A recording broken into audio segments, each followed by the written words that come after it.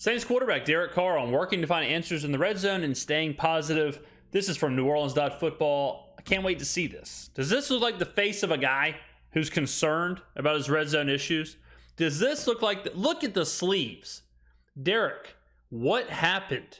I mean, his left arm, the cut job, absolutely. I mean, that's all you need to know about the efficiency with the New Orleans Saints right now. I mean, that right there is our red zone offense. Just some going this way, some going that way, miscommunication. What are we doing? Looks ridiculous. Sleeveless sweatshirt is a paradox anyways. New Orleans Football providing the interview here. Let's go ahead and listen to what this $150 million clown has to say. Derek, I know we've asked you about the red zone narrative a lot, and those stats have kind of followed you, and some of it's circumstantial, but when it happens, the sample size is pretty big right now. I mean, do you really try to identify what is it about that area of the field? Yeah, absolutely. That's what we spend our time, in the building talking about. Let me give you all a little stat. This is from Mike Triplett, the man asking the question, actually. Carr is 5 of 25 inside the 12-yard line this year.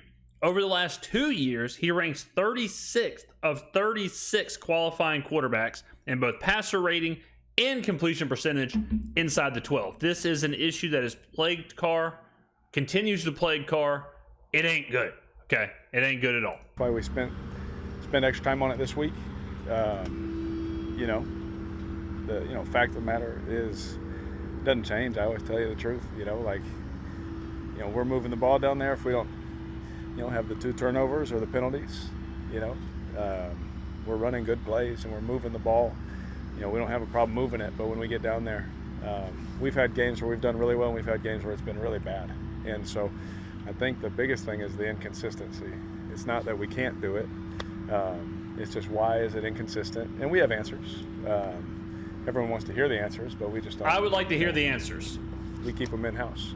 Okay. I know you. How about instead of having the answers in-house, how about you have the answers on the field? That'd be pretty sweet, right? Wouldn't it be cool if we, saw the answers on the field in the form of touchdowns or in the form of field goals, even in the form of anything in the red zone? I mean, I don't know where y'all are keeping these answers in the house, in the safety deposit box, or where you have them locked away. But how about we open it up a little bit? How about we open that little safety deposit box, take the answers, put them in your pocket. You can't put them in your sleeves, that's for sure. And then let's bring them to the field, please. You hate statistics and stuff like this, but I mean, there are some stats over the last couple of years where you're ranked 36 out of 36 quarterbacks inside the 50. Mike just referencing the stat that I referenced. That's like Mikeception, right? I'm listening to Mike interview Derek Carr. I reference a Mike tweet. Mike then references his own tweet inside of the video of me reacting to Mike reacting to the tweet. Wow, unbelievable. You might think that doesn't tell the whole story, but when you see things like that, does it keep you awake? This shouldn't make sense. Why can't I fix this one area of my game? No, because man, that was look, kudos to Mike for asking that question face to face. That is a brutal question to ask somebody. He's basically asked Derek Carr, or he basically told Derek Carr, hey, look, you are 36th out of 36 quarterbacks. And for all you math kings in the back, there's only 32 quarterbacks in the NFL. So he's worse. He's not only the worst starting quarterback, he goes past that. He goes into 36th qualifying, 36 out of 36. That's insane. So he's basically telling him, look, brother, you are dead last. You are awful in this situation. So how do you defend that? And this is a intersection that I think we're seeing a lot of in sports, where the cliches and back in the day, you could say whatever you wanted. You could say oh, we're not as bad as you think. Oh, we're not this. Oh, we're not that. When you have this much information that we have now with the analytics and the stats or whatever, and you hit somebody with, look, over the last couple of years, you are actually 36 out of 36. How do you defend that? It puts them in a weird position because they have to take accountability. They have to admit or at least recognize what the stats are. Derek, it doesn't get any worse than 36 out of 36. A lot of people, I had people in my comments on the YouTube video this week saying I'm being hard on Derek Carr.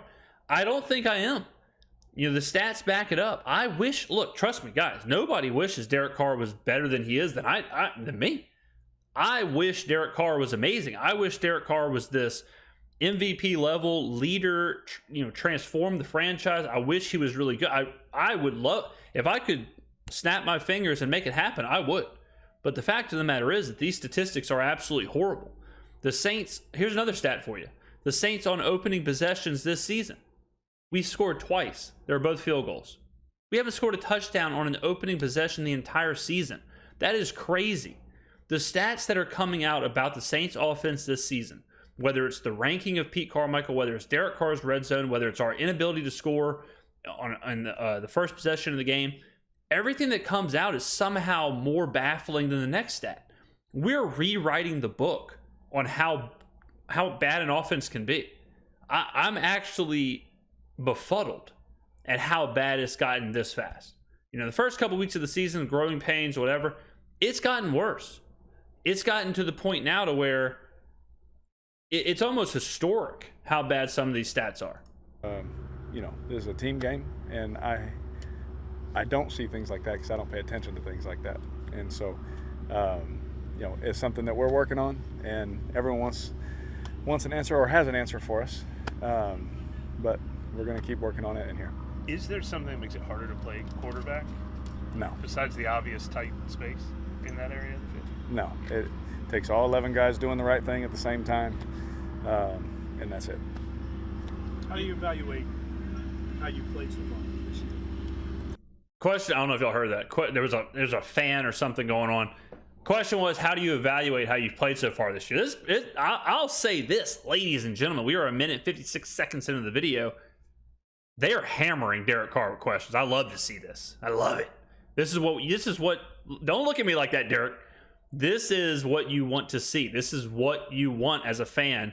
Your franchise quarterback has been terrible. The numbers prove it. Everything shows it. The team is in a tailspin. The coaches are miserable. They get a chance. They're not softballing this cat any questions. Derek, I swear, quit looking at me like that. They're not giving this guy softballs. These are 99-mile-an-hour fastballs at the chin. We're 5-6 as a team, and that is what I based everything on. And so, you know, for me, that's the only thing that matters. And so, to give myself a grade, like, really doesn't matter. If anyone else wants to give me a grade, it really doesn't matter. I would like to F. You know, we know what we've seen on tape. We know, you know, what my grade is when I get my sheet from my coaches, and if I'm doing my job or if I'm not doing my job, and that's the stuff that matters.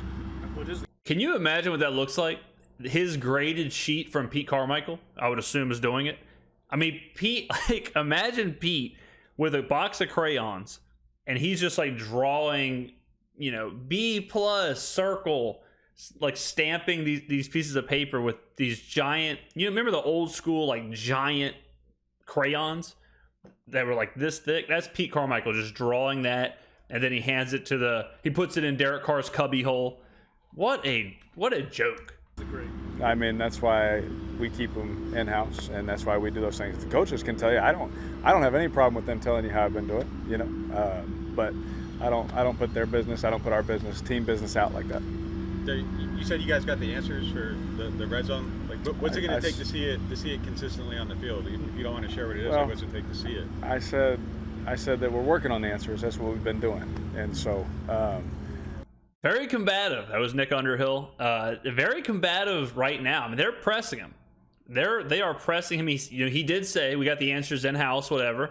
And now they're asking basically what I said. They're saying, why are y'all keeping the answers in there, my man? Why don't y'all bring the answers to the field?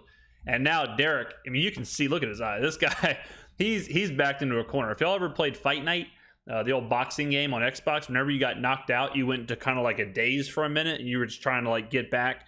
Derek Carr is trying to get back. Derek Carr is weeble wobbling up against the ropes. He's trying to clinch. Derek Carr is lost, son. Look at these eyes. He is not having a good time. I appreciate, you know, everyone wanting to have or us to just say everything we've been feeling and say everything that we've seen on tape and say all the coaching points and all those things, but I'll never do that. And so, nice. I know it's just on me to keep doing it. And for whoever they want to point at, please point at me because I can handle it. Jared, what's the just initial impressions of this Lions defense going into this Sunday? Well, they're really good. They play hard. Derek Carr is saying, thank God this reporter just saved me. The reporter asked, what's your first impressions of the Lions defense? That, I mean, you talk about wasted momentum. I don't recognize the reporter who asked that, but Derek is on the back foot. He's up against the ropes. He is like I said, weeble wobbling. One more question and he might have exploded. I mean, that is how, if you're a reporter, listen, guys, everyone here knows I was a former Big J journalist. Everyone knows I was a former crime reporter. Interviewed Robin Roberts, Nancy Pelosi. I interviewed murderers after the trial. Whatever. When you have a interviewee in that situation, you got to keep pressing them because that's where you're going to get the best soundbite. If this whoever asked about the Lions D, if he pressed Carr and Carr gets frustrated and Carr starts to really let it rip, that's where you get your best soundbite. So. Really wasted opportunity from that reporter to bail Carr out. They got really good front, really good front seven, I should say. Secondary plays well together, and the things that Coach Aaron Glenn is asking them to do. And I've known him since I was running routes on him since I was 13 years old after practices. And he's always been a smart guy. None of my routes worked against him when I was a kid. So he does a good job of coaching those guys and understanding how to change certain things and little tweaks of their system and little tweaks of their scheme to try and win that week. And so they're doing a fantastic job, obviously, with their record and all those kind of things. So again, it'll be another tough week for us. For this offense, yes, it will. I know you guys want to get off to faster starts, and I think the opening drives this year, no touchdowns in the score yet. Damn, unbelievable. This guy, I don't know if y'all can hear this reporter.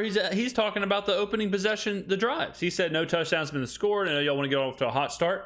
Boom, twice. The stat I reference, the question references. Unbelievable. I know that's probably another area of concern that you guys are trying to figure out and fix. Do you think that would help some stuff if you can just get off to faster starts?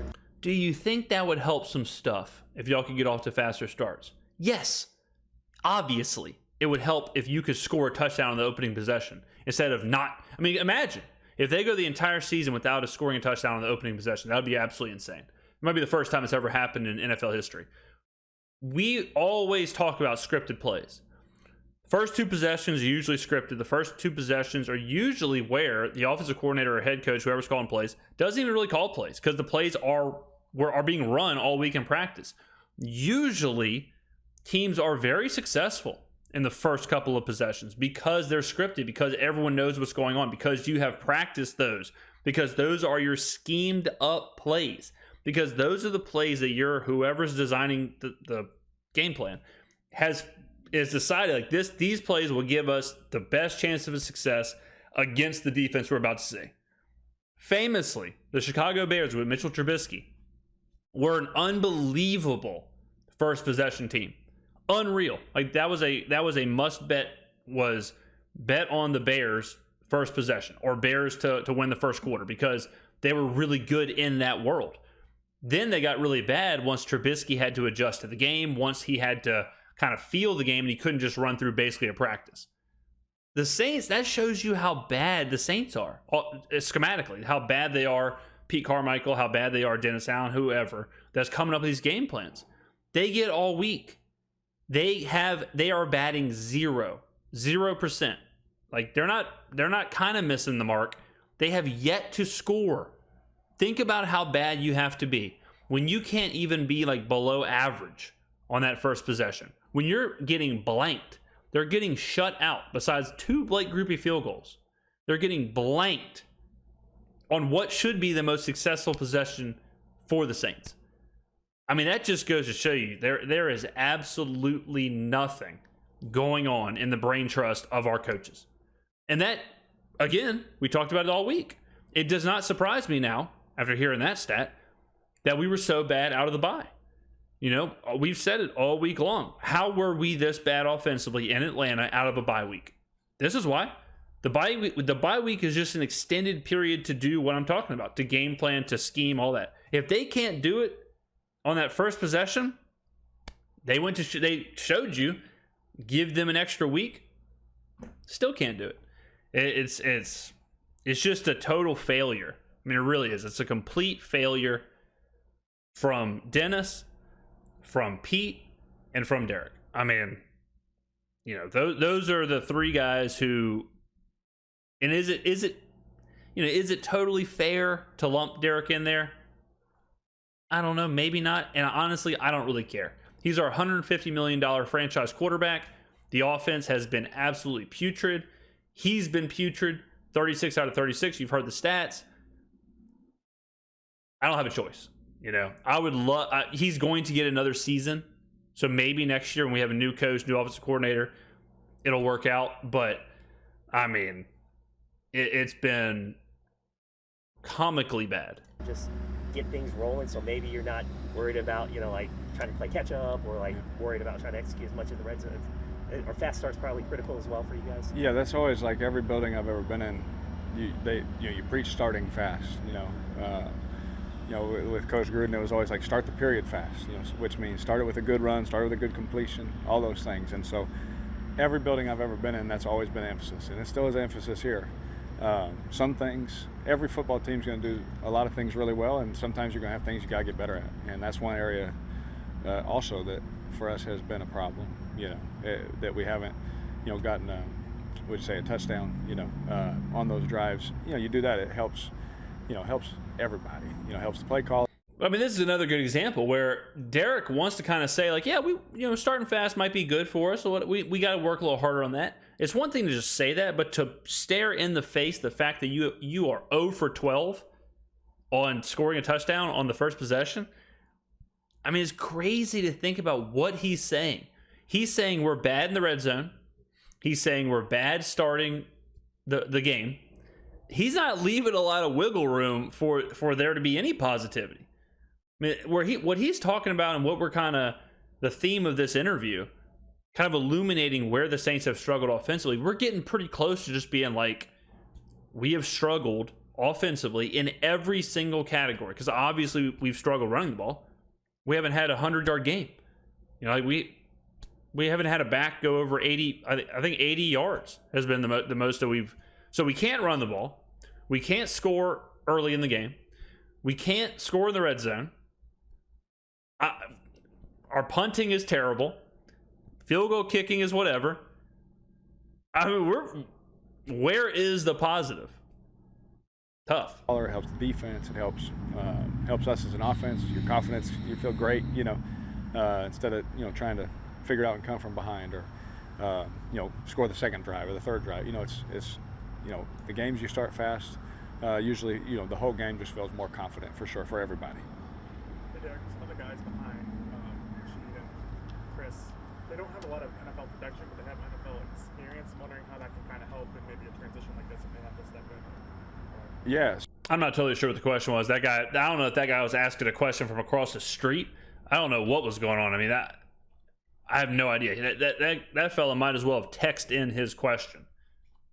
I have no clue. So the one thing that is always big to me is like how, what are they like on the football field at game time? What is their demeanor like?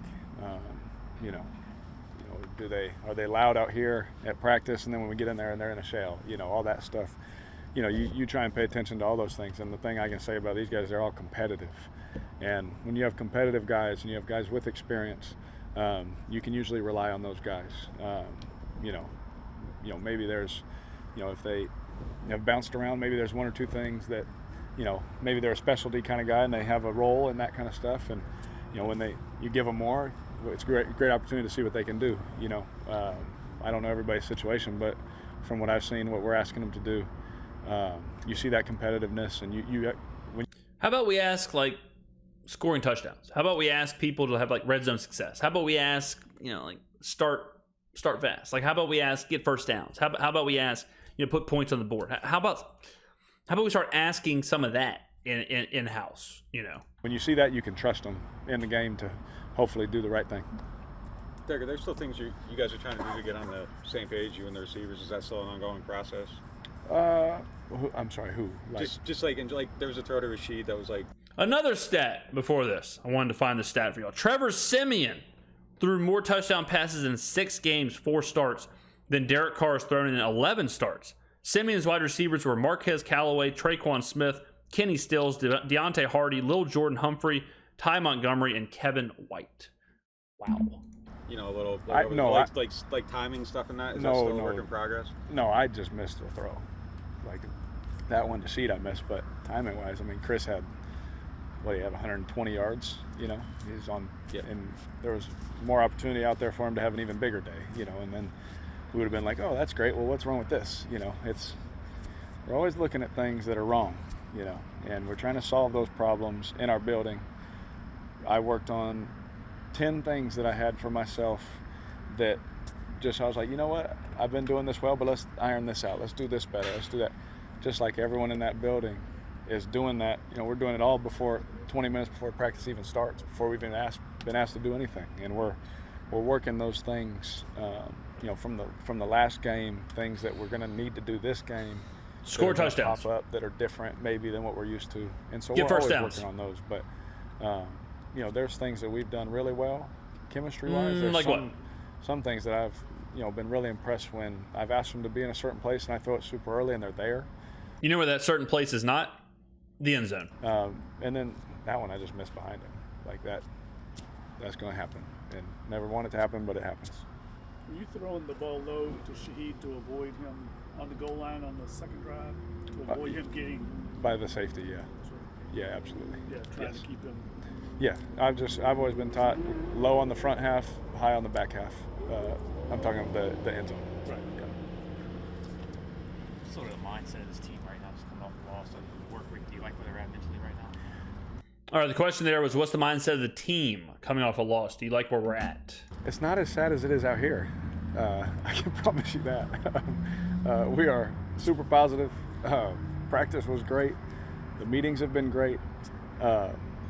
You can feel the frustration, but in a good way, in a way like, all right, well, this is what I need to do. You know, everyone is laid out, every coach telling every guy, this is what you got to do this week to help us win and all this kind of stuff. And you know, I keep saying this, and it keeps showing up, but Carr and Allen and Carmichael, and whenever they talk to the media, it does seem very like us versus them in a bad kind of way. Like Derek's made it very clear that he's not having fun in this Q&A, in this press conference. You know, it's kind of weird because it's almost like he's telling the reporters, he's telling them like, y'all should not be this negative. Y'all shouldn't be this sad or whatever.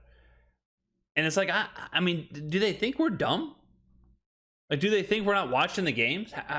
How do they want us to feel? How do they want us to, you know, sit here and feel about the team and feel about the season? And, you know, it's these kind of answers just blow my mind. I don't know. It's almost like they've insulated themselves into this like bubble of positivity of the practices and the locker room or whatever. And then the game happens and it's the total opposite, right? There's miscommunication. There's, you know, finger pointing of who's doing what wrong. There's a complete lack of efficiency or complete lack of production or results, however you want to say it. It's just the worst thing in the world on Sundays. And then that whole week, we hear about how it's positive, or everything's great, we're working hard, we're, you know, here 20 minutes early, we got the answers, we got whatever, and then it's just another week of nothing. You know, like I mean, it at this point, from what I'm hearing, it almost sounds delusional. It almost sounds insane. It sounds like someone who's telling us something that just flat out isn't true, and they've tricked themselves into believing. I don't know. I mean, yeah. Have y'all kind of, how do y'all feel in the I'll put it like that. How do y'all feel in the comments below? Let me know about Derek Carr as a franchise quarterback, as like the leader, the face of the franchise. What do y'all think? I mean, we're 12 weeks now into listening to these press conferences and, you know, seeing him on the field and whatever. What do you think? How have you, what grade would you give him? What grade would you give him as? And you can talk about the play on the field, but I mean more of just demeanor, more of just the franchise guy, more of the leader of the team, more of we went and got him, we went and got this guy. How do y'all feel about Derek Carr so far? Everyone knows their responsibility, and you saw a lot of guys doing those things today. And so, again, it hasn't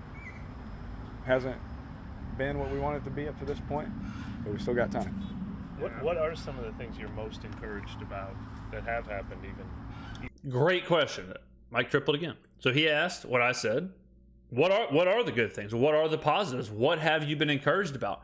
I'm interested. What I think he'll say, I'll try and predict this. I think he'll say something that we cannot quantify. So he'll say something about like the relationships or the chemistry, or he'll say something like that, because he can't say the running game. He can't say starting fast. He can't say scoring in the fourth quarter. He can't say any of that. He can't say third down conversions. He can't say throwing the ball deep. He can't, whatever. So I think he has to say how we've grown as a team, how we've, the relationships we've built in the locker room, the friendships, stuff like that, stuff that cannot be graded, stuff that cannot be analyzed by anyone but who's in that building. Even while in the last two losses. I would say like I'm not good on the week number 6-7 weeks. Again, forgive me if I'm wrong on that number, but we, like, offensively, we've moved the ball so well, at times. Like, we're doing some things against defenses that other teams have really struggled to do against certain defenses. And, those are offenses that people love, and so we are still confident that let's keep doing that. Let's do what we've been talking about down here. That is nuts. I mean, you talk about drinking the Kool-Aid. I cannot believe he just said that. So his answer is he feels like they've really been moving the ball well. And then he does it again. He says, we're moving the ball better against these defenses than some other offenses who everybody loves.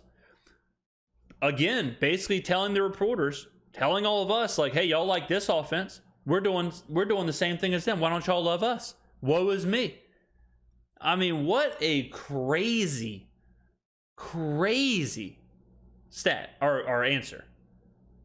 That he's going to sit here. They're really hanging their hat on moving the ball well.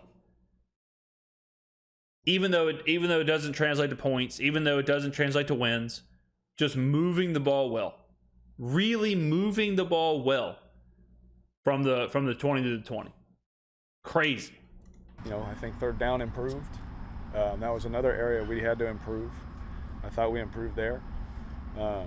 And so I see us getting better. I was in the same building for 9 years, and I can promise you at the beginning I was answering the same questions. That's why when I'm older I'm maybe a little bit more frustrated, with it. When you're younger, you're like, oh, I still got all that time, and now you're just like, you get more frustrated. But I promised you guys, and I promised my team that I was going to be super positive about everything and keep going in the right direction, because I know feeling sorry about it and not working at it that it's going to lead to the same results. And you're saying you get frustrated with the results when you're trying to. Oh, absolutely. I get very frustrated. Yeah. I wear everything on my sleeve usually, and I've been trying to. I don't know. I mean, to me, it just seems like are y'all familiar with the term toxic positivity? Toxic positivity is when things aren't going well or things are kind of a troubling situation, and someone is being so overly positive that it becomes a negative, because they're not speaking real. They're not assessing the situation. They're just blindly being positive. And a lot of the times that can be very off-putting. It can feel fake, or it can feel like disingenuous or whatever. That's what this feels like to me.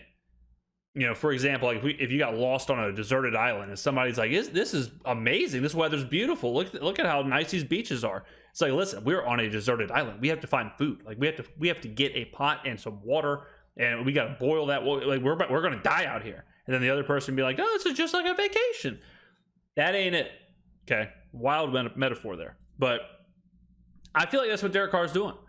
I mean, the fact that at what point is he going to just kind of be real of what the situation is? And you kind of tell us, like, look, this, I would be much more appreciative if he comes out here and he says, we've been bad.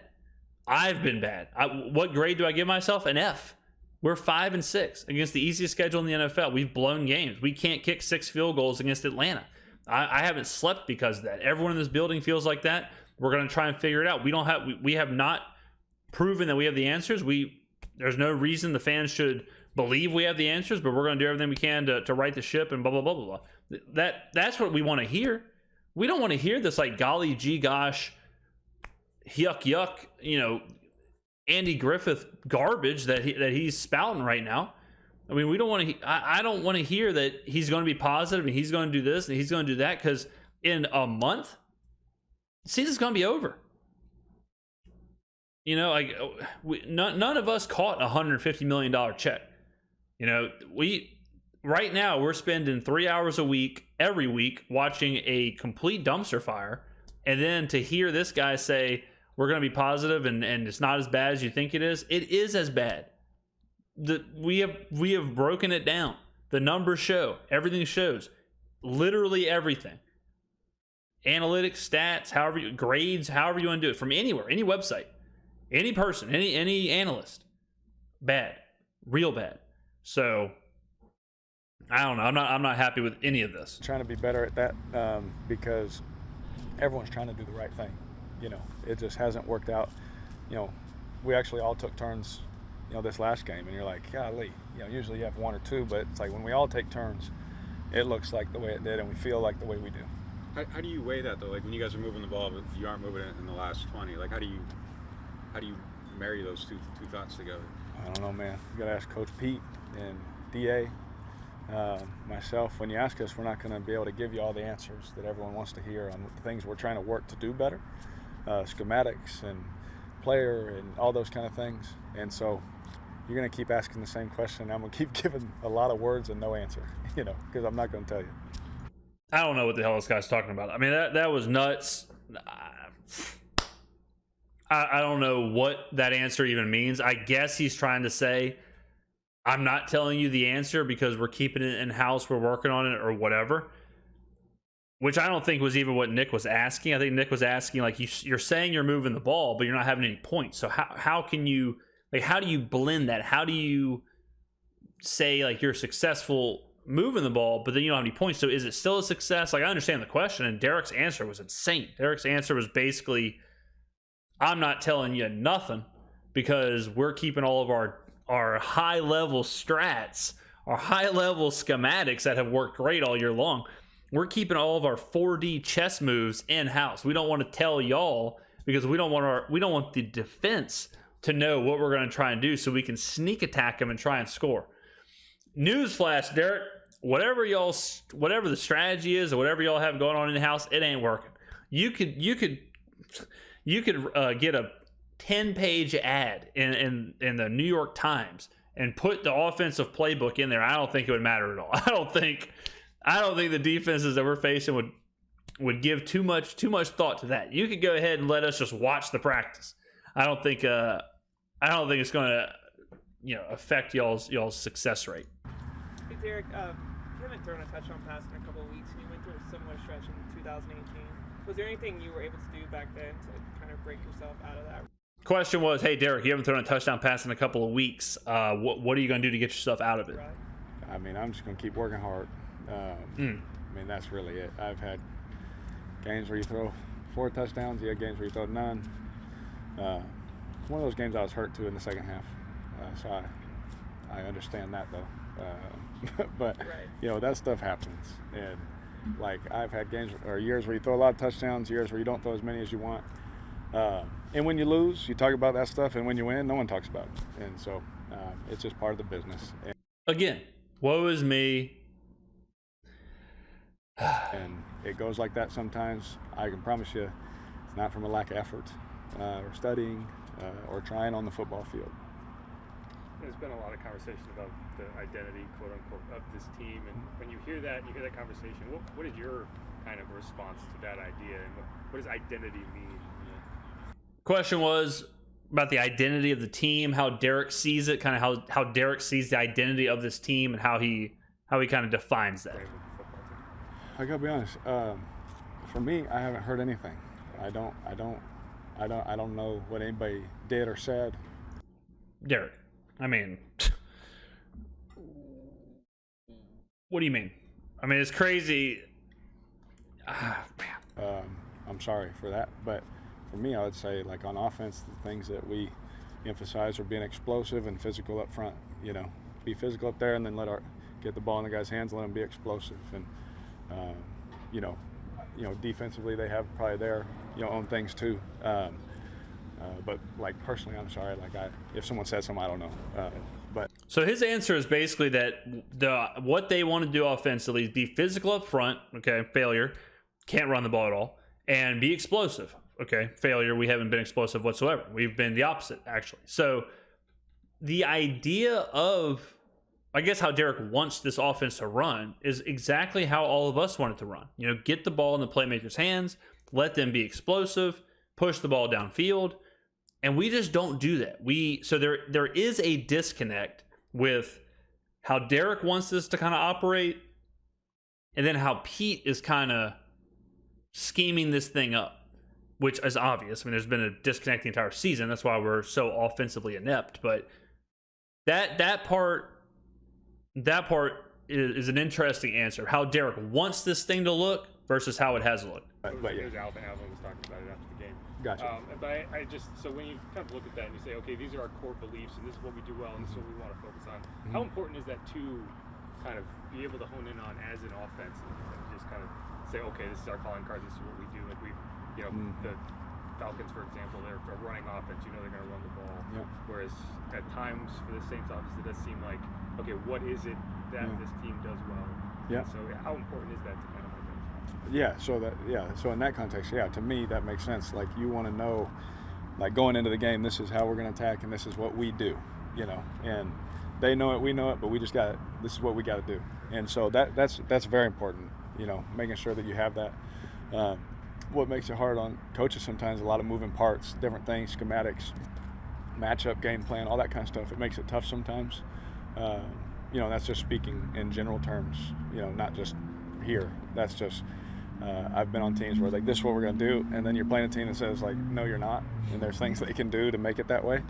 Well, what I think would be interesting to hear is from Derek or Pete or Dennis or whatever, where it's like, okay, you want to do that, but so far this season, you have not been able to do that. You cannot do it. So then what do? If your identity, you want to be physical up front and be explosive, and then 12 weeks in, you've been the opposite of that, do you change your identity? Or why, if that is your identity, why have we seen no success in those fields? Why aren't we seeing anything explosive? Why aren't we seeing physical up front and being able to run the football? Like, are y'all just kind of rehashing the same things over and over and hoping that one week it clicks? Or, like, is there an evolution of that identity? And so schematically, that can be tough on coaches to do just one thing, over and over again. But for sure, there's things that we talk about, like, this is what we need to do this week. And sometimes those things change, based on the game plan. Has that been one of the bigger challenges for the first 3 months of the season, is finding what works consistently for you? Good question. So basically kind of what we're saying, like, it's one thing to say it, and it's another thing to do it and to find what works. And I mean, y'all watch my videos every week here. Like, the Saints don't have an identity. They don't do anything well. They certainly don't do anything well consistent enough to say this is our identity. Would you say the Saints are a run-first offense? No. Would you say the Saints are an explosive offense? Absolutely not. Would you say the Saints are a play-action offense or a West Coast kind of air raid, pass it around? Would you say they're... I don't know what they are. They're very disjointed. They're very up and down. They're very... I mean, we've mentioned that a million times, where one week Taysom Hill gets a bulk of the work. The other week he has one carry. One week Chris Olave has 7 catches in the first half for 200 something yards, and another week he won't have any targets in the first half. We've seen it with Michael Thomas, where he'll get 5 catches in the first half, or he'll have 0 targets, 0 catches. I don't know. I have no clue. I mean, I'm one of 10 people or whatever that cover this team incredibly close. Like really focus on this team. I can't tell you I couldn't even guess what their identity is. And I'm sure if you asked anyone else who really covers this team, they wouldn't be able to tell you either, because there isn't one. There isn't anything that you can point to. I mean, even like roster-wise, you can't say, yeah, we kind of run the tight end schemes through Jawan Johnson, because sometimes he's not even on the field. You can't say Foster Moreau. Sometimes he's not on the field either. You can't say, oh, well, Chris Olave is the main guy we're trying to get the ball to. Not all the time. Yeah, Alvin Kamara is our main threat, catching the ball. He had 17 catches. Well, now he's just back to having 3 and 4 catches. So, like a couple weeks ago, he was on pace to break the single season receiving record for receptions. He was going to break Michael Thomas's record. He was going to shatter it. And now all of a sudden he's getting 4 catches a game. I don't know. I would say early on for sure for us. I feel like if we get if we fix that, red zone, getting touchdowns and things like that, man, the whole thing would feel a complete 180. Everyone would feel Derek, different. that's the biggest problem. And so right now, our focus is to continue to do those main things that we talked about: being explosive, being physical and violent up front. And then when we get down here, man, just have that mentality. Carry that mentality over where everyone does their job. And if everyone does their job, it works, And we've proved to ourselves this year, when everyone does their job, it works. And so... Win. Yeah, absolutely. That's the disconnect, is that Derek and whoever thinks that he's basically saying if we were winning or scoring touchdowns, this whole thing would be fine. It's like, yeah, but that's the reason you aren't winning, is because you aren't scoring touchdowns. So, yeah, obviously, if we were winning and scoring, we wouldn't be saying the offense is garbage, because we would be winning and scoring. But the problem is we aren't winning and scoring. So how do you win and score? Like his answer, his solution is the answer, right? Or is the question. The question is, why aren't we scoring? And his solution is, well, if we just started scoring more, then we'd be scoring. Obviously, Derek. But we want to know why we aren't scoring. You can't, like, the solution to why aren't you scoring can't be, well, we'll just score more. No doubt, my guy. How do you plan on scoring more? What's going to be the identity? What's going to change? Because for 12 weeks, we have not been scoring. So what are you going to change to make you score? What schematically needs to shift here to where you can score in the red zone, win games, be explosive, be physical up front, all the stuff you're saying? You don't have the answers. It's not as sad out here, or in there it is as it is out here. When you're like in the community, are people uplifting, or are they kind of like awkward, like how about the weather talking to you? I'm in the community, pal. Okay. I'm living downtown, all right? I'm here. I haven't seen Derek Carr in the community. I haven't seen Derek Carr. But I'll tell you from someone who's in here is that every person I talked to about this team, really, really frustrated. Very negative, very frustrated in every facet. And these interviews don't help at all, because we're frustrated. And when we hear stuff like this, or from Dennis or Pete or Mickey, it makes us feel stupid. I think that's the sentiment where, I don't like it. I don't like it at all. This interview has been very unimpressive from Derek. And he seems like a guy who's not taking ownership for what's going on. He's not taking accountability for this, and he's just letting it roll off his back and basically saying, like, y'all need to lighten up. It's not as bad as you think. And we're sitting here staring at the records, staring at the standings, staring at the stats, and saying, oh, actually, it is kind of bad. Because they don't want to talk about it. Everybody's been cool to me. Everyone's been great. Like, even if they weren't, like, they can't put me in a bad mood. I'm gonna give this all that I have. And out in the community, like, just the people I've been around so far, like, everybody's been cool. I think he's being honest there, that he's going to give it everything he has. I think the problem is that what he has is not enough. Let me know in the comments below where you come down on this. This is a long video. Sound off. I want to hear from you. Thank you very much for watching. I will see you in the next video.